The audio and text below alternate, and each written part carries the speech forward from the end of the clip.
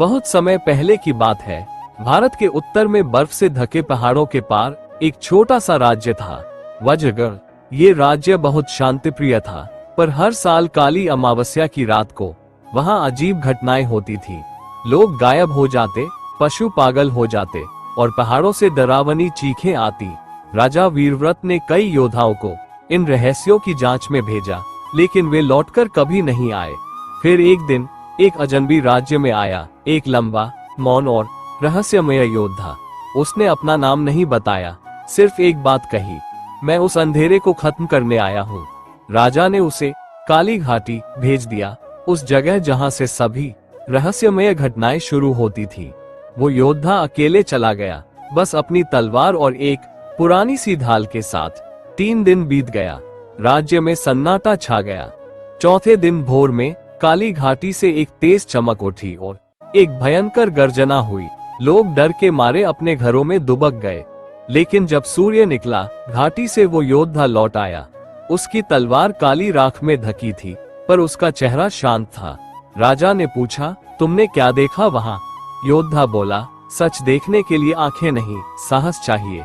वहाँ जो था वो कोई राक्षस नहीं, बल्कि तुम्हारे पूर्वजों की आत्माएं थी जिन्हें धोखा दिया गया था। मैंने उन्हें मुक्ति दी। राजा स्तब्ध रह गया। तुम कौन हो? राजा ने पूछा। वो मुस्कुराया और बोला, मैं वही हूँ जो हर युग में अंधकार के खिलाफ खड़ा होता है। नाम मायने नहीं रखता, कर्म मायने रखता है। इसके बाद वो चुपचाप जंगल की ओर बढ़ गया और फिर कभी नहीं देखा गया। वज्रगढ़ में अब शांति लौट आई थी। लोग उस रहस्यमय योद्धा को अंधेरे का शूरवीर कहने लगे थे। समय बीतता गया, लेकिन उसके जाने के वर्षों बाद फिर से अजीब घटनाएं शुरू हो गई। इस बार और भी भयावह। काली घाटी अब काली नहीं, लाल घाटी कहलाने लगी थी, क्योंकि हर पूर्णिमा की रात वहां से लाल धुएं के बादल उठते थे। पशु पक्षी भाग जाते और बच्चे डर के मारे रोने लगते। एक दिन एक बालक, नाम था आरव, जो शूरवीर की कहानियों को सुनकर बड़ा हुआ था। उसने प्रण लिया, मैं उस योद्धा को ढूंढूंगा। वो पहाड़ों के पार निकल गया, जंगलों, गुफाओं और वीरानों में उसे खोजता रहा। कई साल बीत गए, लेकिन उस योद्धा के बारे में कुछ भी पता नहीं चला। फिर एक दिन एक वीरान गुफा में उसे एक गुप्त शिलालेख मिला, जिस पर लिखा था, जिसे तुम ढूंढते हो वो अब अकेला नहीं, वो अंधेरे का हिस्सा बन चुका है। आरव घबरा गया।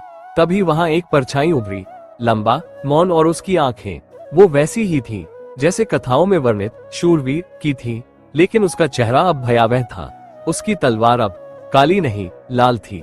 क्या तुम वही हो? आरव ने पूछा। परछाई बोली, मैं था, पर अब मैं केवल बदला हूँ। जिन आत्माओं को मैंने मुक्त किया वे धोखा थी, मैं उन्हें शांति नहीं, शक्ति दे बैठा। आरव कांप गया। अब क्या होगा? शूरवीर बोला, अब या तो तुम मुझे रोकोगे या मेरे जैसे बन जाओगे। आरव के मन में उथल पुथल मच गई।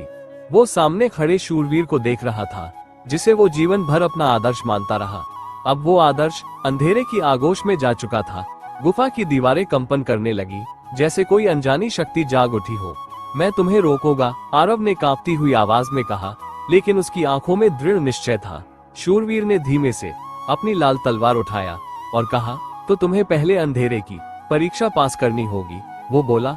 अचानक आरव के चारों ओर गहराई छा गई। उसे अपने बचपन की सबसे भयानक यादें दिखने लगी। डर, असफलता, अकेलापन, ये अंधकार के रूप थे जो उसकी आत्मा को निगलना चाहते थे। लेकिन तभी उसकी माँ की आवाज गूंजी, आरव, सच्चा प्रकाश भीतर से आता है। उसकी हथेली में अचानक एक प्रकाश प्रकट हुआ, एक छोटी सी लेकिन चमकती हुई लौ। जैसे ही वो लौ फूली, अंधकार पीछे हटने लगा। आरव ने उस लौ को अपनी तलवार पर छुआया। तलवार बदल गई, अब वो चमक रही थी, उसकी धार सुनहरी हो चुकी थी। शूरवीर पहली बार चौंका, ये कैसे संभव है? आरव बोला, क्योंकि तुमने अंधकार से लड़ा था और मैं प्रकाश के लिए लड़ रहा हूँ। फिर शुरू हुआ अंतिम संग्राम, अंधेरे और प्रकाश का टकराव। तलवार की आवाजें गुफा में गूंजी उठी, गुफा की छतें गिरने लगी, समय जैसे थम गया हो। अंत में आरव की तलवार ने शूरवीर की तलवार को चीर दिया। शूरवीर घुटनों पर गिर गया और कहा कि मुझे क्षमा कर दो। वो फुसफुसाया, मैं राह भटक गया था। आरव ने उसका हाथ थामा और कहा कि शूरवीर कभी अंधेरे का हिस्सा नहीं हो सकता है, वो चाहे तो फिर से प्रकाश बन सकता है। एक तेज रोशनी फैली, जब धुआं छंटा तो शूरवीर गायब था, बस एक काली और एक सुनहरी तलवार। जमीन पर पड़ी थी, एक बीते अंधेरे की याद और एक भविष्य के प्रकाश की आशा। आरव तलवार उठाकर लौट आया। अब वज्रगढ़ में लोग उसे प्रकाश का उत्तराधिकारी कहते हैं। वज्रगढ़ में वर्षों तक शांति बनी रही। आरव अब युवराज बन चुका था, एक न्यायप्रिय और साहसी नेता, जिसे लोग प्रकाश का उत्तराधिकारी कहकर पुकारते थे। पर कहानियां जहां खत्म होती हैं, वहीं असली इतिहास अक्सर शुरू होता है। एक दिन वज्रगढ़ के आकाश में एक अजीब दरार उभरी, जैसे आकाश खुद फट गया हो। वहां से कोई न अंधेरा निकला न प्रकाश, बल्कि एक शून्य जिसमें सब कुछ निगल जाने की शक्ति थी। आरव ने राज्य के ज्ञानी पुरोहितों से पूछा, पर कोई जवाब नहीं मिला। फिर एक दिन महल के नीचे छिपे एक गुप्त पुस्तकालय में आरव को एक भूली बिसरी पांडुलिपि मिली। शून्य की छाया, इसमें लिखा था, ग्रेटर देन। जब अंधकार और प्रकाश का युद्ध थमता है, तब जागता है वह जो दोनों का अंत है। वह न राक्षस है न देवता, वह केवल संतुलन को नष्ट करता है। उसी रात आरव को स्वप्न में शूरवीर दिखा, पर वह अब भी वैसा ही था जैसा अंतिम संग्राम के बाद गायब हुआ था, शांत पर अनिश्चय में डूबा। शून्य को रोका नहीं जा सकता, उसने कहा, उसे केवल समाहित किया जा सकता है, उसके भीतर उतरकर। पर वह मूल्य मांगेगा, तुम्हारा अस्तित्व। आरव ने निर्णय ले लिया। अगली पूर्णिमा को जब आकाश की दरार और बढ़ी हुई, आरव अकेले उस ओर बढ़ा।